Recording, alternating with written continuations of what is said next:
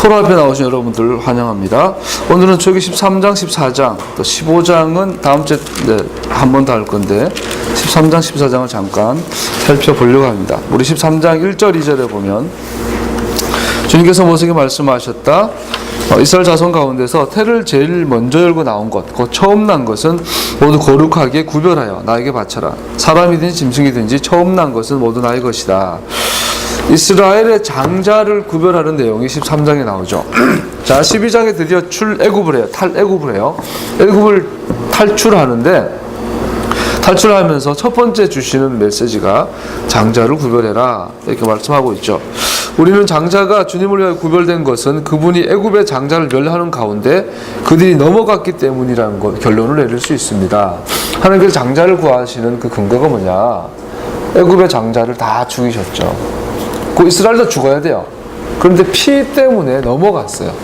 그래서 이스라엘의 장자 모세의 마지막 명령을 그 경고를 듣고 믿었던 그 집안의 장자들은 살아남은 거죠. 그래서 얘네 이 장자가 살아남았는 누구 덕분이에요? 문설주에 바쳐진 피, 엄밀히 말하면 순종 덕분에 살아난 거예요. 그래서 이것을 잊지 않기 위해서 앞으로 있을 영원토록 이스라엘의 모든 장자, 초태생은 하나님의 것이다 라고 구별하고 있는 것으로 13장이 시작되고 있죠. 재미있는 건 주님께 대한 성별은 두 가지 방식으로 수행이 되고 있어요. 장자가. 그래서 레위인이 나중에 한 지파를 따로 구별하죠. 레위 지파를 구별해서 장자들을 대신해서 하나님을 예배하게 하는 그 장자는 제사장으로 부름받는 걸 알 수 있어요. 이 장자를 대신해서 레위인이 하나님께 제사장 역할을 하는 것을 볼 수 있고, 또 하나는 이 장자를 리딤하기 위해서 생명의 속전을 요구하신 걸 볼 수 있어요. 이 장자를 두 가지 방식으로 구별하고 있는데 하나는 예배로, 하나는 생명의 속전으로 구별하고 있는 것을 보죠. 여기서 하나 기억해 볼 것은 왜 장자, 초태생, firstborn, 초태생을 성별하라고 그러는데 장자랑 초태생은 사실 조금 달라요. 에서와 야곱이 있는데 초태생은 에서죠. 에서가 장자죠. 근데 메시아닉 이 언약은 야곱에게로 가요. 그 르우벤은 장자죠. 근데 이제 죄를 지었기 때문에 이 장자도 요셉에게로 가요. 그렇지만 또 왕권은 유다에게로 가요. 그래서 우리가 초태생이라는 것은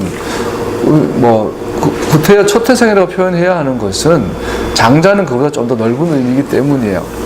그래서 구태여 나눈다면 장자라는 말은 초태생이 장자이기도 하고 동시에 하나님의 선택받은 자가 장자의 권위를 가져가기도 하죠. 그래서 초태생은 다 거룩해요. 하나님 거예요. 이것은 초태생이 갖고 있는 것은 어떻게 하면 될까요? 간단하게 설명하면 대표성의 원리가 아닌가 싶어요. 대표성. 예를 들어 11조. 자, 11조는 내가 10개를 갖고 있는데 나의 소유 10개 중에 하나를 하나님께 드려요. 이게 11조죠. 11을 드려요. 근데 이것은 뭐죠? 10개 전부가 하나님의 것입니다 라는 믿음의 고백이죠. 그래서 11조는 10개에 대한 대표가 되죠. 그래서 내가 하나를 드리지만 10개 전부를 드립니다 라는 믿음의 고백이고 태도를 말하는 것이죠. 이것이 이제 대표성의 원리. 또 하나 예를 든다면 모아딤. 이해할 수 있겠죠. 모아딤은 appointed time이에요. 많은 시간들이 있는데 하나님이 정한 시간이 있어요. 자, 하나가 된다라는 것은 시간을 같이 보내는 거잖아요. 같은 시간을 보내는 거예요. 같은 공간에 있어도 우리가 딴 곳을 바라보고 있다면 같은 시간을 보낸다고 볼 수 없죠. 근데 우리가 떨어져 있어도 같은 목적과 같은 마음을 갖고 있으면 우리는 같은 시간대에 살고 있는 거예요. 시간은 공간을 초월해요. 샤밧이 왜 소중하죠? 샤밧은 공간이 아니라 시간의 영역으로 명하셔서 시간의 구별이에요. 재미있는 건 하나님께서 샤밧을 명할 때 공간을 구별하지 않으셨다라는 거죠. 본질적으로 이제 시간을 구별해요. 시간과 공간이 동시에 구별되어진 가장 이상적이죠. 우리는 이 땅에 대한민국, 한국이란 이교도의 나라에 살고 있으면서 하나님의 시간 샤밧을 기억하고 살아요.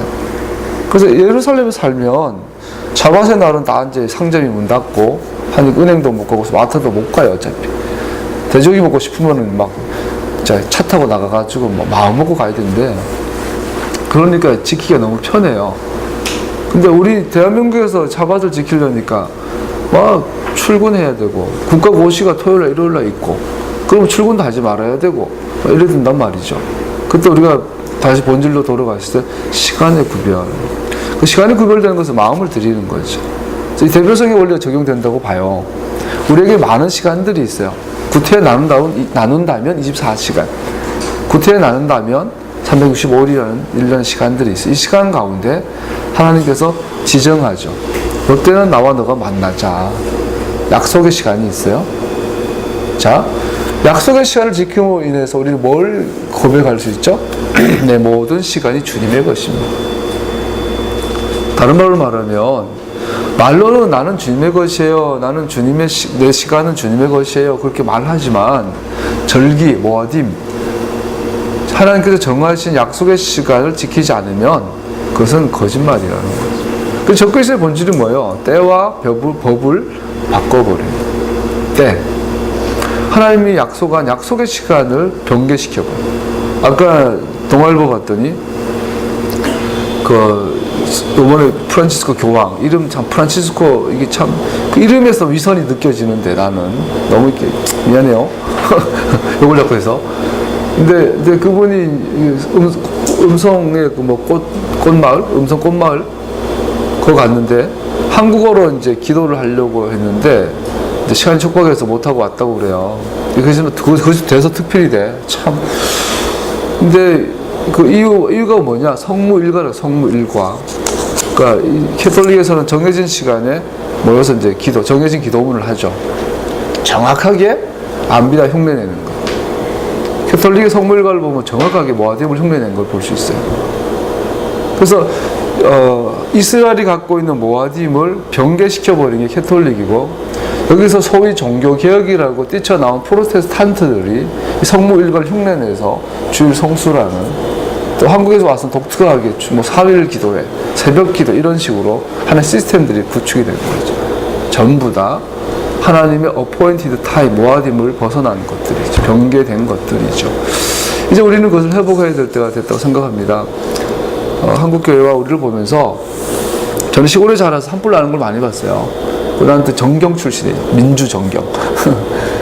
정경대, 전투경찰대에서 90년대 초반에 근무를 했었는데, 아주 무서운 때였죠. 근데 그때 이제, 데모나, 우리는 경비부대라서 데모를 막지는 않았는데, 대신에 이제 대민주를 많이 나갔어요. 그 중에 봄에, 지금도 기억하기를, 하루에 3번도 출동해봤어요. 산불 끄러. 동네에서 불이 나면, 경찰대에서 제일 먼저 출동하죠. 소방대, 의용 소방대랑. 그래서 저는 운전을 했기 때문에 막 산골을 차 끌고 막 기어들어갔던 기억들이 많아요. 그리고 갔다 오면 동료들, 나는 차량반이니까 기다리고 있으면, 동료들이 이제 불 끄고 내려오면 온몸이 새까맣게 내려오죠. 봄에 그렇게 불이 많이 나더라고요. 한 번은 포항 쪽에 큰 불이 났는데, 진짜 산이 홀라당 탄 거예요. 그래서 저 산이 다시 재생될까? 제자하고 몇 년 뒤에 갔더니요, 훨씬 건강한 숲이 형성되는 걸 봤어요. 하나님의 건강한 숲이 만들어지려면 산불이 한번 나야 되더라고요. 다 타버려. 루터와 켈빈, 지빙길리, 부처, 이런 분들이 종교개혁을 했죠. 근데 종교개혁은 우리가 본질이 개혁이 아니에요. 종교개혁의 본질은 비진리와 진리의 싸움이에요. 진리와 비진리의 싸움이었어요. 근데 문제는 루터는 부분적인 진리였던 거예요. 부분적인 진리를 가지고 비진리와 싸웠어요. 그래서 하나의 새로운 혁명, 개혁을 일으켰죠. 근데 문제는 이 비진리가 루터가 나이가 더 들면서 진리로 가까워져야 되는데, 듣기로는 루터가 이제 성경 연구를 많이 하니까 유대인들의 도움을 많이 받았대요. 그래서 종교개혁을 일으키고 하면 유대인들이 은근히 도와줄 걸 기대했대요, 젊었을 때. 그때는 유대인들이 돕는 건 돈밖에 더 있어요. 그랬는데 의외로 유대인들이 안 도와준 거죠. 그래서 나이가 들수록 루터가 개팍해져서 나중에 유대인들 죽여라, 그런 책도 쓰고, 토라를 불태워라, 이런 책도 쓰고 그렇다고 그러죠.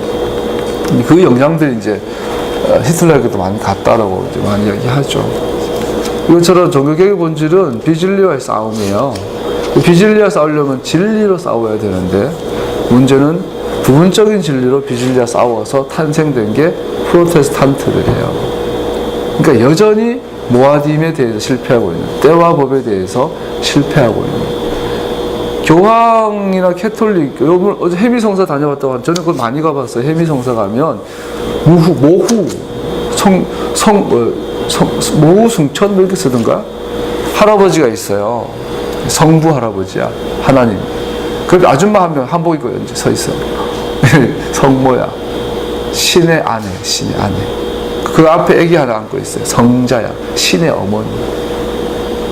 그래서 교황 무호설에서 시작된 캐톨릭의 아주 오만방자한 이 토라를 왜곡하는 것이 이제 성모 사상까지 가죠. 종신 처녀설, 무흠 잉태설, 흠이 없는 상태에서 마리아는 태어나고 애를 낳았고 종신 처녀였고, 성모 승천설까지 가고, 나중에는 이 성모가 메시아처럼 중보자로 세워지는 이런 아주 엄청난 대놓고 적그리스도 짓을 하죠. 그것을 우리나라 사회가 두 손들어 환영하고 있는 시복식이다. 참 귀신 노름인데, 그것도 시복식 하려면 자기들끼리 오금동 성당에서 하지, 광화문에서 대통령의 특혜를 받아가며 이 나라가, 대한민국 정부가 공개적으로 귀신 노름에 동참하고 우상을 받아들이고 때와 법을 병기하는 적그리스도 수용하는 모습을 보죠. 다시 말합니다. 장자를 통해서 이해하는 건 대표성의 원리라고 했을 때 이 모아딤은 하나님이 우리에게 약속한 대표 중에 하나예요. 하나님께서 대표적으로 선택한 특별한 약속의 시간을 어긴다면 우리 모든 시간을 실패하게 될 것입니다. 하나님께서 대한민국, 한국교회가 하나님이 지정한 시간을 기억하기를 바라신다고 믿습니다. 할렐루야. 회복은 거기에서부터 간다고 믿습니다. 그 다음에 13절에서 10절, 13절에서 13장 3절 10절까지 보면 무교절을 기념하기 위한 지침들이 있는데요. 우리 8절 한번 읽어볼까요? 13장 8절 시작. 그날에 당신들은 당신들 아들 딸에게 이 예식은 내가 이집트에서 나올 때에 주님께서 나에게 주신 일을 기억하고 지키는 것이다 하고 설명하십시오. 자, 12장에도요 6월절이 나오고요 13장에도 6월절에 대한 설명이 나오는데 잠깐 차이가 있어요. 12장에는 무교절에서 무교병이 아닌 유교병을 먹으면 징벌하겠다는 것을 강조하고 있고요. 13장의 무교절 규정에 있어서는 무교절 축제의 지속적인 기념을 강조하고 있어요. 자, 예컨대 하나님께서 13장에서 이미 이스라엘 역사를 내다보고 있으면서 이들 가운데 많은 전란도 일어나고 여러 가지 유사시가 일어나서 6월절을 온전히 지킬 수 없을 때가 올 것이다. 자, 6월절 어린 양은 첫 번째 6월절은 처음에 초기 6월절은 양을 어디서 잡았죠? 집에서 잡았어요. 그런데 성막이 생기고 성전이 생기고부터 이거 바뀌어요. 하나님께서 성전에서 잡으라고 그래요. 6월절 양은 반드시 성전에서 잡게 돼 있어요. 근데 문제는 성전이 사라지면 어떻게 돼요? AD 70년에 성전이 무너져요. 지금까지. 그러면 성경이 말한 6월절을 사실 못 지켜요. 모든 전세 유대인들은 성전에서 잡은 고기를 먹어야 되는데 근데 성전이 없잖아요. 이것을 염두에 두고 13장에서는 방점을 6월절에 둔 것이 아니라 무교절에 둬요. 무교절의 본질이 뭐라고요? 영원토록 자녀에게 이 가르침과 교훈이, 이 지식, 이 진리가 전해지게 해라. 그래서 자녀들이 이렇게 질문하면 어떻게 대답할까요? 이거를 매년마다 반복해서 하고 있는 것을 볼 수 있죠. 다시 말해서 6월절 축제가 아이들로 하여금 이스라엘 애굽으로부터 구해내신 하나님의 위대한 행동을 배우게 하는 행사가 되어 왔던 반면에 이제 무교절 축제는 또한 그 목적을 이루고 있다. 자녀들에게 6월절의 의미를 일주일 내내 가르치게 되는 특별한 기간이 되어진다라는 거죠. 무교절 축제를 올바로 기념하는 것이 얼마나 중요한 것인가에 대해서 그 강조점이 13장에선 놓여져 있습니다. 6절 식사 동안에는 이스라엘을 구원하신 하나님의 위대한 행동이 아이들의 질문에 대한 답변으로서 반복해서 가르쳐져야 했던 반면에 무교절 축제는 그 자체가 그러한 하나님의 행동을 반복해서 가르치는 기회였습니다. 아이들이 아무런 질문을 안 한다 할지라도 아이들에게 알려주는 것이 사람의 의무다라고 마이모니데스가 이야기했다고 합니다. 할렐루야. 토라가 굉장히 강조하는 것이요, 6월절이 무엇인가, 어린 양의 피에 대해서, 구속과 구원에 대해서 자녀들에게 끊임없이 가르치는 것이 절기가 되죠. 그래서 우리가 여기서 잠깐 살펴볼게요. 어제 토라 포션 레위기 22장 23장을 배웠어요. 레위기 22장의 결론은 뭐라고 그랬죠? 제사 함부로 지내지 말고, 제물 함부로 바치지 말고, 하나님께 드리는 제물들을 함부로 다루지 말아라. 제사장도 마찬가지고 헌제자도 마찬가지고. 그러면서 마지막에 뭐죠? 이 미tzvot을 행할 때야 내 이름이 거룩히 여김 받을 것이다. 자, 레위기 20장의 희생제사와 제사장 헌제자의 하나님을 경외하는 태도, 그리고 하나님이 명령한 규정과 규례 그대로 제사 지내는 것을 염두에 두고 주님 우리에게 뭐라고, 예수님께서 우리에게 뭐라고 말했죠? 너희는 이렇게 기도하라. 하늘에 계신 우리 아버지, 이름이 하늘에서 거룩히 여김 받는 것처럼 땅에서도 거룩히 여김 받으시옵고, 하늘에서 아버지의 뜻이 이루어진 것처럼 땅에서 이루어지이다. 이렇게 기도하라. 이건 뭐죠? 레위기 22장을 배경으로 두고 있는 거예요. 하나님의 이름을 거룩히 여기는 것은 간단해요. 주님의 미tzvot대로 행하면 돼요. 하나님이 의도한 그대로.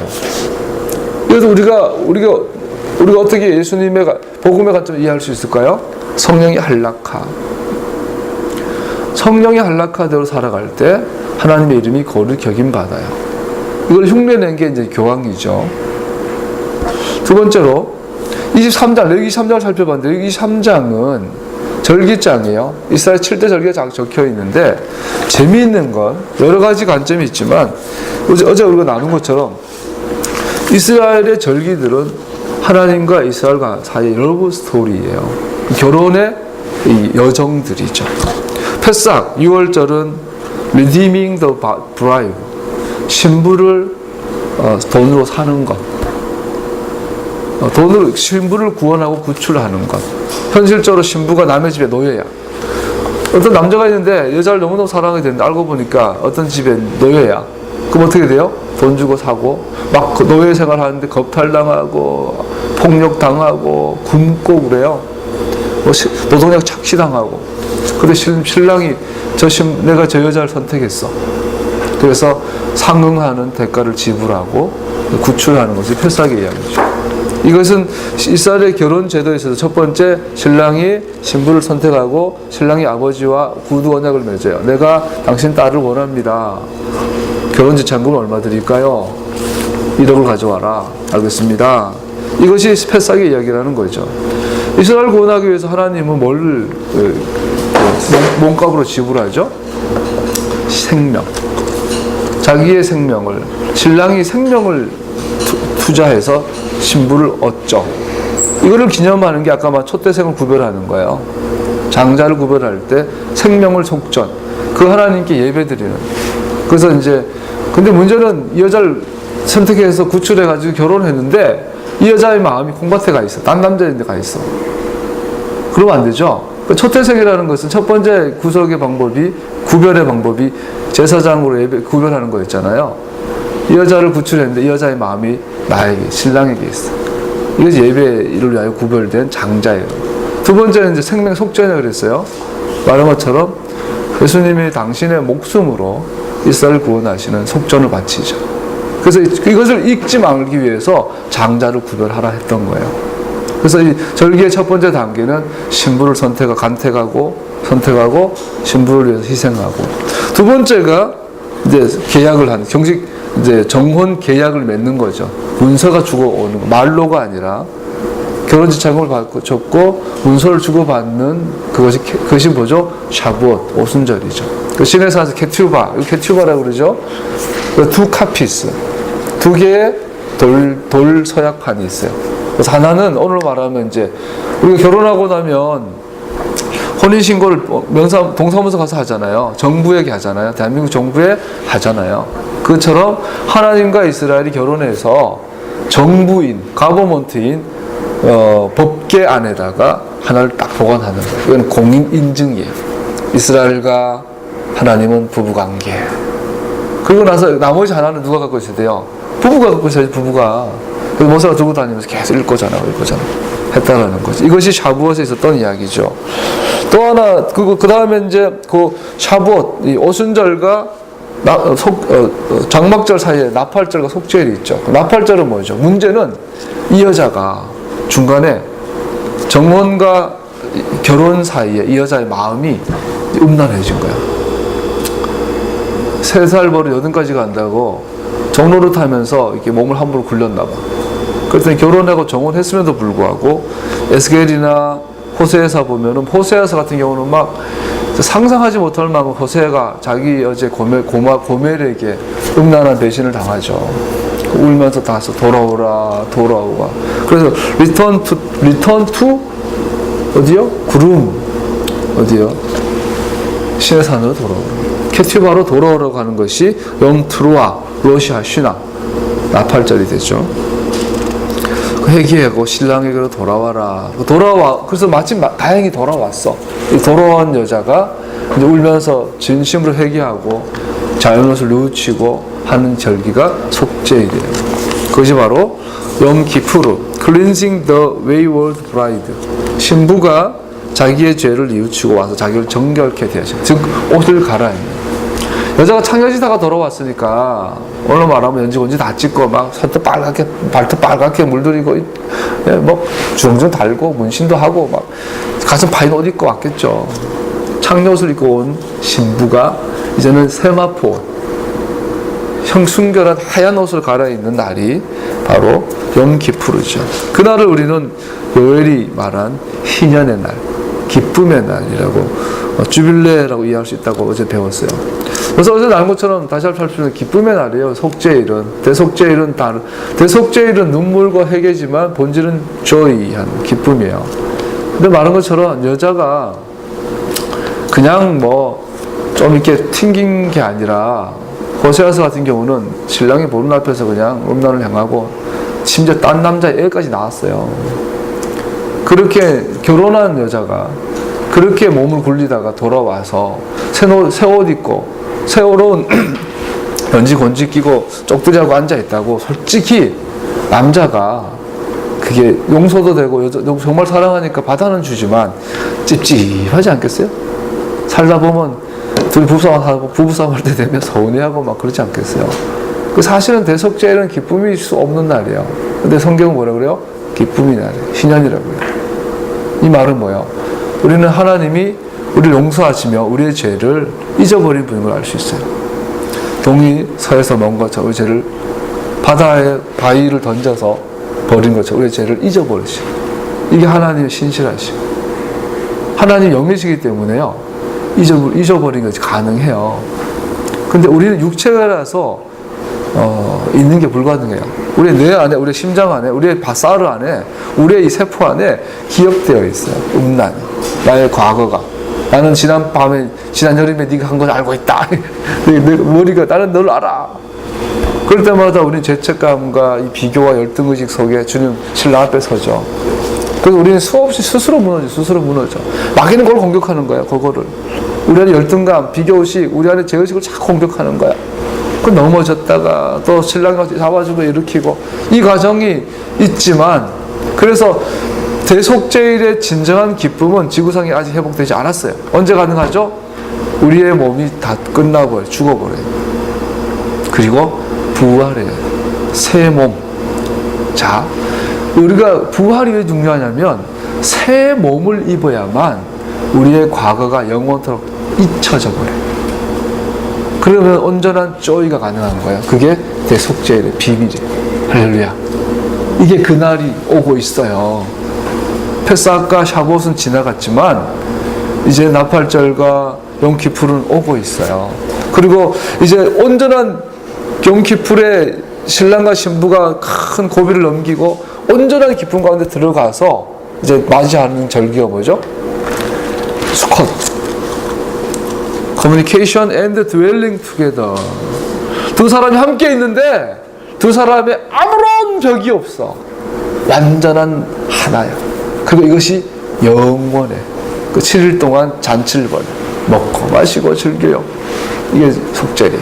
여기서 끝나지 않아요. 쉐미니 야죄래. 8일째가 있어. 영원한 안식. 이것이 샬롬이야. 에카도 회복됩니다. 이것이 에덴 동산. 이것이 케뎀이에요. 케뎀에서 의도한 그것이 이 땅에서 완성된 이것을 가지고 뭐라 그래요? 하나님의 나라, 천국, 이스라엘, 천년왕국도 포함되죠. 천년왕국에는 과도기를 거쳐서 천년왕국은 영혼을 향하는 그냥 게이트야. 천년왕국을 통해서 영원으로 영원한 기쁨으로 들어간 걸 볼 수 있어요. 이 전체 그림이 어디에 있어요? 절기 안에. 자, 오늘 무교절은 6월절과 무교절을 배우고 있는데 6월절은 성전이 없으니까 이제는 하나님 13장에서는 그 강조점을 무교절에 두고 있어요. 그리고 이 6월절의 구속과 구원, 이 하나님과 이스라엘의 러브 스토리를 자녀에게 전하라. 할렐루야. 이것이 6월절 세대의 목적이에요. 그래서 이 6월절 세대를 하나님께서, 예수님께서 제자들과 직접 하면서 셋째 잔을 들면서 너를 향한 흘리는 내 피다. 이걸 먹고 마실 때마다 나를 기억하여. 여기서 너를 향한 흘리는 찢는 내 살이다. 먹어라. 이거를 이걸 기념하기 위해서 이걸 지켜라. 예수님께서 6월절 세대를 지키라고 명하셨어요. 그런데 우리는 어떻게 하죠? 홀라매는 6월 부활절, 듣도 보도 못한 부활절이라는 걸 만들어가지고 또 크리스마스, 추수감사절, 그 의미는 다 기억하고 좋아요.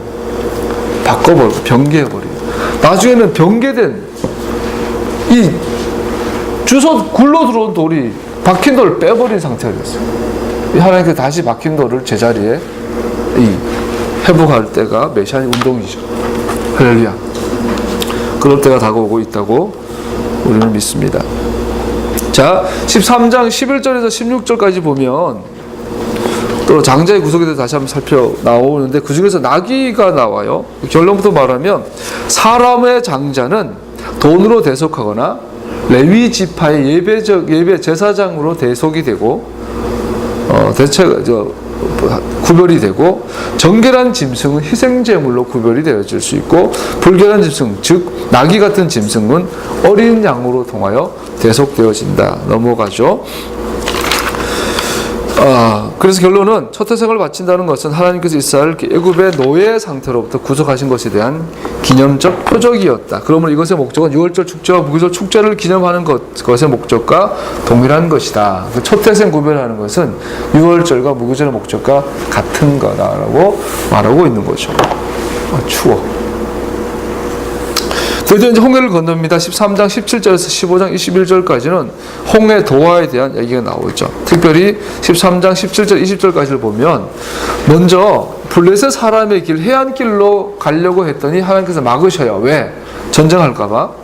그래서 이제 다른 길로 인도하셨는데 이게 이해가 안 되는 게, 전쟁할까봐 하나님께서 다른 길로 한다 하셨는데 그 다른 길에서 전쟁을 해요. 아말렉하고. 그러니까 이것은 무엇을 의도했는지 정확히 우리는 쉽게 이해하지는 못하죠.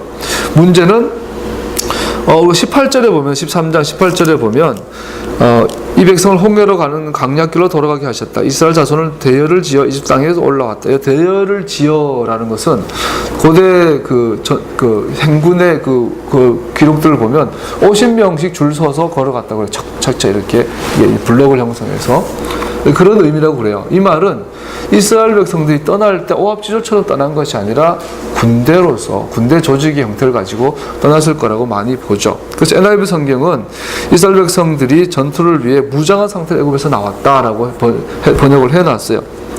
그러나 이것이 전투 대형인 것은 맞지만, 어느 정도 전투를 위해 준비되어 있었던 것은 맞지만 저자가 말했던 의도는 이것이 아니었다라는 거죠. 그래서 저자는 뭐라고 말해요? 이들이 전투 대형으로 움직이곤 있지만 전쟁을 피하기 위해서 다른 길로 갔던 것을 볼 수 있어요. 나중에 결국 붙긴 붙지만 아직은 60만이라는 장정만 60만이잖아요. 200만이 하나의 민족이, 나라 대 나라, 종족 대 종족으로 전쟁할 만한 준비가 안 되었다는 걸 볼 수 있죠. 그래서 여기에 요즘 너무 이제 알레고리컬 해석을 해가지고 이스라엘은 뭐 군사고 이러는데 아니에요. 그냥 노예 출신이에요. 그러나 군사로 부름받은 것을 알 수 있죠. 19절 읽어볼까요? 시작.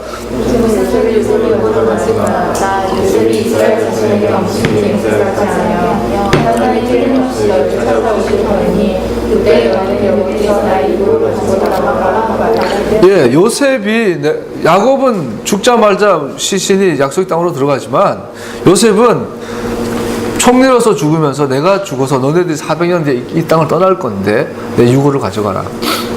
유봉원 씨는 죽은 지 뭐 한 20 며칠 만에 100골이 됐는데 이분은 400년이 지나도 뼈가 남아 있었나 봐요. 우리 처조부를 묘를 개장한 적이 있는데 북한에서 우리 처조부께서 천하장사를 몇 번 했대요. 진짜 골격이 뼈가 30년 지났는데 뼈가 새까맣게 바뀌었더라고요. 그런 그 뼈를 이제 제가 직접 수습을 했는데, 정말 뼈 컸어요. 그 보면서 사람마다 이게 상태가, 시신 상태가 다 다른가 봐요. 어쨌든 요셉은 400년이 지나도 유골이 남아있었는데, 이 뼈를 가져가지. 이것은 뭘 의미하죠? 첫 번째, 하나님의 약속은 성취된다는 것. 두 번째, 백성들이 그 하나님의 약속에 대한 인식을 잊지 않고 있었다는 사실을 알 수 있죠. 이거를 통해서 우리가 알 수 있는 건 하나님의 신실하심이에요. 마치 에스겔 37장에 뭐가 나와요? 에스겔의 마른 뼈가 나와요. 마른 뼈. 이 마른 뼈가, 요셉의 뼈는 마른 뼈를 생각나게 하죠. 에스겔의 이 마른 뼈 환상에 대한 설교를 들을 때 이스라엘 백성들은 요셉의 뼈가, 마른 뼈가 이스라엘의 땅으로 돌아간 걸 기억하죠. 이것은 이스라엘의 회복에 대한 하나님의 신실하심을 보여주는 예언적인 예조인 것을 볼 수 있어요. 할렐루야. 우리가 수요일에 좀 나눠보겠지만, 이번에 이스라엘과 하마스가 전쟁을 붙었어요. 전 세계가 반이스라엘, 반유대주의가 급증했다 그러죠. 그러다가 우리나라한테 교황이 와가지고 휘젓고 다니고 있어요. 이 모든 것이 가능한 건 더 랜드, 그 땅에 대한 하나님의 진리를 인정하지 않기 때문에. 그 땅이란 무엇인가? 또 킹덤, 하나님의 나라란 무엇인가? 그 땅과 킹덤의 관계, 여기에 대해서 토라가 말하는 것을 제대로 이해하고 있지 않기 때문에 교황이 저렇게 돌아다녀도 그냥 다 이러고 있는 거예요. 그리고 하마스 붙는 걸 보면서도 다 이스라엘 욕하는 거예요. 우리는 그 땅에 대해서 그 마태복음에서 말하는 바실레이아 톤 우라눈, 하늘의 왕국, 그거 바실레이아 대우, 하늘의 하나님의 왕국, 우리가 알고 있는 소위 천국. 천국은 결론부터 말하면 우리는 죽어서 가는 곳이라 그래요. 개신교는, 캐톨릭도 그래요. 죽어서 가는, 문제는 캐톨릭은 죽어서 가는 곳이 천국인데, 그 가기 전에 문제가 있는 인간들은 연옥에서 대기하고 있다가 훈련 받은 다음에 간다라는 거야. 연옥에 있는 사람은 누굴 어떻게 가야 되냐면, 많은 성인들, 시복식이 있는데 성인 밑에 있는 애들이 복자들. 복자들 얘네들은 좀 약하고, 성인들은 내가 구원받아 요만한 공력이 필요한데, 이 성인들은 여유 공력, 잉여 공력이 있어요. 남는 공력이 있어요. 이 공력, 성인들이 남겨두고 이 공력을 사용해서 연옥에 있는 영혼들이 이제 천국으로 옮긴다는 거예요. 이거가 장사해서 먹은 게 면죄부를 판매한 거 아니에요. 그 면죄권이 누구한테 있냐면 교황한테 있어요. 그걸 시행하는 방법이 고해성사야. 내가 죄를 지어서 신부가, 교황의 대리자 신부가 성금 얼마 하세요? 금식을 하세요? 주기도문 100번을 외우세요. 그러면 제가 사해줍니다. 이런 어떤 두냐 더니냐. 그래서 둘을 통해서, 내가 지금 행하는 것을 통해서 연옥에서 옮겨지기도 하고 천국 가고 이런 사상을 갖고 있죠. 완전히 귀신 장난하는 이야기들이죠. 그 땅에 대해서 보지 못하기 때문이에요. 이스라엘이 뭔지, 그 땅이 뭔지를 알아야 돼요. 오늘 요셉의 뼈를 사건을 통해서 마른 뼈 같은 이스라엘이 반드시 그 땅에서 회복될 거라는 거예요. 이 일은 예수님께서 재림하심을 통해서 완성되어질 거예요. 전 세계가 되어지는 것이 예수님의 재림이 극도로 가까운 걸 보게 돼요. 예수님은 나팔절에 나팔 소리를 통해 경고하세요. 내가 곧 간다. 리턴해라. 속죄일을 향하여. 그 예수님 오셔서 모세가 40일 금식 끝나고 내려온 날이 속죄일이라고 그러죠. 예수님 40일 금식 끝나고 내려온 날이 속죄일이에요. 앞으로 있을 매년 나팔절과 속죄일을 우리는 주목하여 봐야 돼요. 엄청난 일들이 진행되고 있는 것을 보고 있는 거죠. 그러고 나서 20절 이하에 보면 13장 20절 이하에 보면 숫곳을 떠나 광야 끝에 있는 에담의 장막을 쳤다. 그 구름기둥 불기둥이 나와요. 자, 한번 정리합시다. 마무리할게요. 14일 날 저녁에 양을 잡고 6월절이 있죠. 그리고 15일 날 출발을 해요. 출발은 15일 날 새벽이에요. 이게 지금 무교절 첫날이 되죠. 그리고 오늘 나온 것은 16일째예요. 이튿날 16일째 되는 날 아비벌 16일째 되는 날 숫곳에서 에담으로 이동하죠. 또 에담에서 17일, 그러면 이 홍해를 언제 건너요? 17일째 되는 날. 그래서 출애굽하고 3일째. 그래서 6월절 지나고 3일째 뭐가 있죠? 초실절, 초십일. 그때 예수님이 부활하시죠. 그래서 이스라엘이 3일째 되는 날 홍해를 건너요. 고린도전서 10장에 보면 바울이 이거를 뭐라고 말하냐면 저들이 다 함께 구름과 바다의 세례를 받고 모세에게 속하였더라. 자, 그래서 이 그림들이 정확하게 초실일 날 이스라엘이 광야로 진입하기 위해서 홍해를 건넜던 그림을 볼 수 있어요. 그 다음에 나온 것이 불기둥과 구름기둥을 볼 수 있죠. 여러분, 불기둥의 목적이 뭘까요? 구름기둥, 불기둥은 주님께서 구름과 불 가운데 그 백성들과 함께 동행하고 계셨음을 이야기합니다. 하나님께서 그들 가운데 함께 있는 것. 근데 여러분, 불기둥과 구름 그러는데 나중에 읽어보면 알겠지만 거기에 누가 계시냐면 하나님 본인 자신이 계세요. 그래서 주의 천사가 있었다고 말하지만 다른 본문에서는 하나님 자신이라고 그래요. 우리가 토라에서 많은 경우 천사로 표현됐지만 하나님의 실제적인 임재하심, 나타나심이 천사로 표현될 때가 많죠. 자, 14장으로 넘어갔어요. 이거는 좀 빨리 진행합시다. 2절, 3절 읽어보고 14장 2절, 3절 3절 읽어봅시다. 3절 4절만요. 시작. 내가 밤에 그들을 꺾지 않고 그들을 불러내니 그가 너희를 뒤쫓아올 것이다. 그러나 나는 바로와 그 군대를 뒤집어서 나의 영광을 드러낼 것이니 이집트 사람들이 이것을 보고서 내가 주인. 자, 하나님 영광을 드러낸다. 우리 하나님 영광 그러면 이미 보세요. 구름 기둥이 있고 불 기둥이 있어요. 누구는 뭐 구름 기둥이 하나인데 뭐 밤낮으로 보였다. 어떤 사람은 기둥이 두 개였다. 뭐 어쨌든 간에 정확한 나중에 손 가서 물어보면 아시겠죠. 보통 두 개라고 많은 보죠. 메시아닉 학자들 중에서는. 그런데 여러분, 불기둥과 구름기둥 자체가 하나님 임재죠. 하나님 영광이죠. 그런데 하나님께서 뭐라고 그래요? 하나님께서 영광을 드러내겠다는 걸. 그러니까 우리는 자꾸 오늘날 미국의 어떤 교회는 예배할 때마다 금가루가 떨어진대. 나도 옛날에 손에 금가루 되게 많이 생기더라고. 우리 언제 이마에 막 금가루. 어떤 교회에서 받았던 금가루 아직 집에 있어요. 막 금가루 떨어지길래 끌어서 받았더니 아직도 몇 년이 지났는데 금가루가 남아있어요. 실제로 초자연적 현상 많이 일어나죠. 깃털도 떨어지고 막 임재 구름, 쉐키나 구름이 착 임하고 막. 그래서 오늘날 은사주의자들이 얼마나 많이 그 현상을 추구하는지 몰라요. 그 아주사 거리에 막 한 임재 구름이 너무 강해서 벽에 쓸어 담기도 하고, 그 임재 구름이 임했을 때 팔이 없었는데 팔이 막 쫙 자라는 거 다 맞는 이야기고 다 믿어요. 정말 그런 능력과 은혜를 우리도 사모해요. 우리도 그래서 그런지 한번 예배 드릴 때 구름이 낀 것 같이 눈이 눈곱이 낀지 구름 꼈는지 희미해지고 막 이런 느낌도 있잖아요. 몸도 막 뜨거워지고 전기가 막 오고. 근데 재밌는 건 오늘 본문에서 뭐라고 그래요? 그런 현상 가운데서 하나님께서 아직 드러내지 못한 영광이 있어요. 내가 영광을 드러내겠다. 그러면서 하나님께 영광을 드러내기 위해서 하나님께 연출을 하는데, 첫 번째 연출이 이스라엘 백성은 잘 가고 있는데 반대로 가라는 거예요. 돌아가라는 거예요. 되돌리고 되어 있어요. 그래서 이스라엘 자손이 망망 갇혀 있을 때 아직 이 땅을 헤매고 있을 것이라고 생각할 것이다. 자, 하나님께서 이스라엘 백성들이 오던 길, 2절에 보니까 너는 이스라엘 자손에게 말해요. 오던 길로 되돌아가서 그래요. 자, 보세요. 이스라엘이 막 도망가다가 갑자기 반대로 다시 돌아와. 그랬을 때 이 소문을 듣는 바로는 오판하죠. 아, 이스라엘이 길을 잃었다. 얘들이 지금 방황하고 있다. 지금 쳐들어가야 되겠다. 바로의 마음에 하나님을 두려워하는 마음이 거쳐지고 이스라엘 저거 봐봐 결국은 저도 어찌저리야 이런 오판하게 만들었을 거라는 거죠.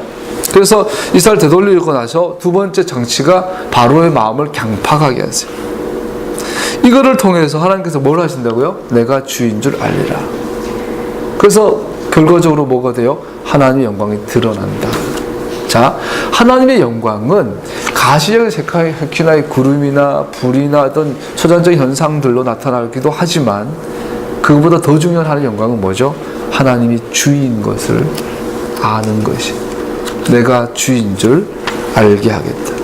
내가 주님임을 알게 될 것이다. 할렐루야.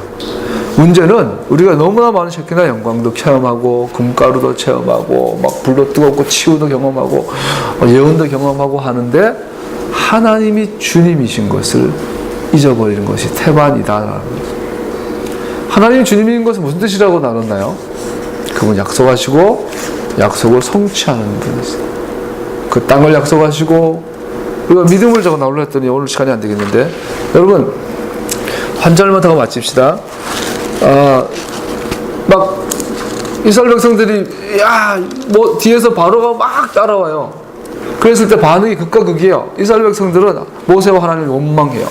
두려워하고 원망하죠. 9절에서 12절 보면 마침 바로의 병거와 모든 기마와 그 기병과 보병을 구성 이집트 군대가 이스라엘 백성 추격하였다. 10절 바로가 다가오고 있었다. 그랬더니 이스라엘 자손들은 크게 두려워하여 주님께 부르짖었다. 그들은 모세를 원망하며 말했다. 11절 이집트에는 묘자리가 없어서 우리를 이 광야에서 끌어다 죽이려 겁니까? 이렇게 그러면서 12절 이집트에 있을 때 우리가 이미 당신 말하지 않았습니까? 광야에 나가 죽는 것보다 이집트 사람들을 섬기는 것이 낫다. 우리가 이집트 사람 섬김에 그대로 버려두라고 하지 않았습니까?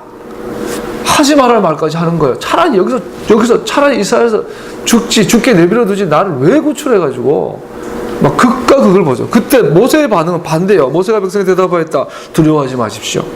당신들은 가만히 서서 주님께서 오늘 당신들을 어떻게 구원하신지를 지켜보십시오. 주님께서 당신을 구하러 주시려고 싸울 것이니 당신들은 진정하십시오. 자, 이스라엘이 애국 군대를 보았을 때 그들이 취한 즉각적인 반응은 두려움과 불신이었습니다. 그러나 반면 모세는 신실한 지도자에서 두드러집니다.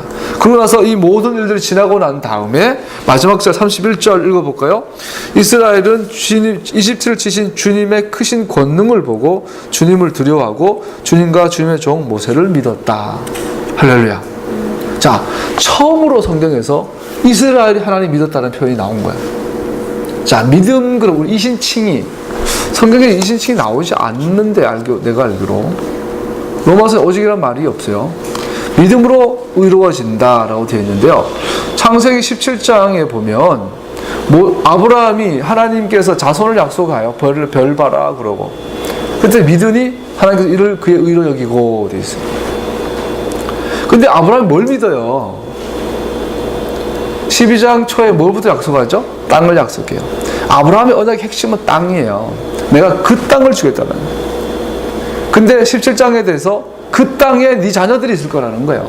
이걸 믿은 거예요. 아브라함이 믿었던 믿음의 핵심은 그 땅에 대한 약속이에요. 할렐루야. 쫙 갈라디아에서 로마서에서 이신칭이 말하는데 믿음으로 구원받는데 그렇다면 예수님이 나의 구원과 구속주이신 것을 믿는 믿음으로 우리가 구원받는다면 그 믿음의 내용이 뭐라고요? 땅이에요. 땅. 그 백성, 그 땅, 즉 이스라엘이에요.